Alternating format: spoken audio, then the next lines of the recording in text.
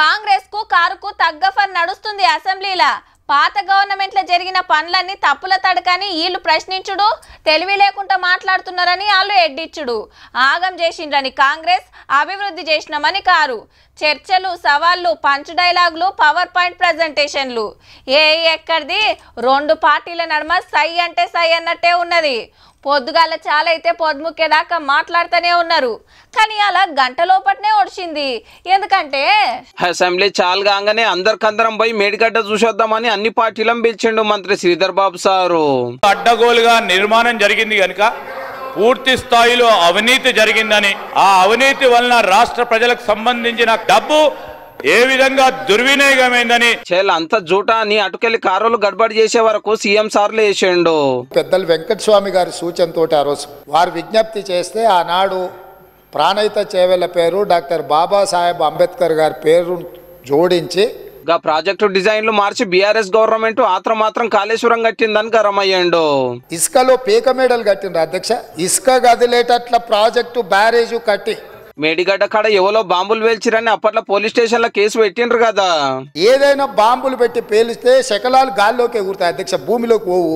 Wagah border లో కూడా అంత పోలీస్ పహారాలు లేవు. 3 ఏళ్లలోనే కట్టేసిన దునియాలు ఇంకెవ్వరు కట్టలేదని గొప్పగా సాటింపేసుకున్న కేసీఆర్ గారు ఇప్పుడు మేడిగడ్డకు రావాలని మళ్ళా కోరిండు రేవంత్ రెడ్డి సారు.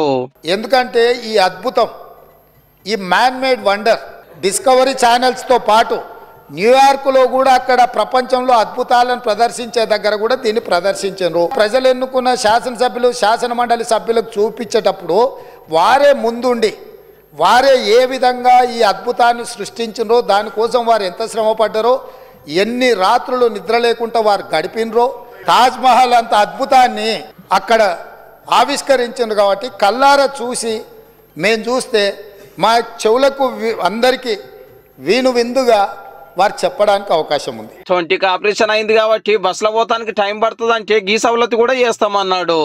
ప్రత్యేకంగా హెలికాప్టర్ను కూడా రాష్ట్ర ప్రభుత్వము సిద్ధంగా ఉంచింది బేగంపేట ఎయిర్పోర్టులో.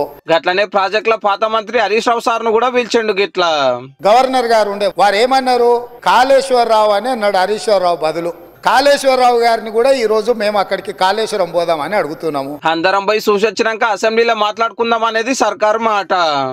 అన్ని జూట మాటలు, ఉత్తగానే మమ్మల్ని బదనాం చేస్తున్నారని అనుకొచ్చిండు హరీష్ రావు సారు.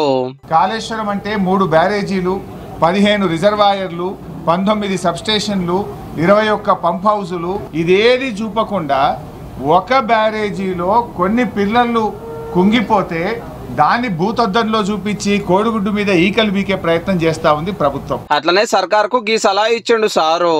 వెళ్ళేటప్పుడు మార్గ మధ్యంలో రంగనాయక్ సాగర్ రిజర్వాయరు, మల్లన్న సాగర్ రిజర్వాయరు, ఫిబ్రవరి నెలలో కాళేశ్వరం నీళ్లతో ఈ రోజు కూడా కూడవెల్లి వాగు గలగల వారుతుంది.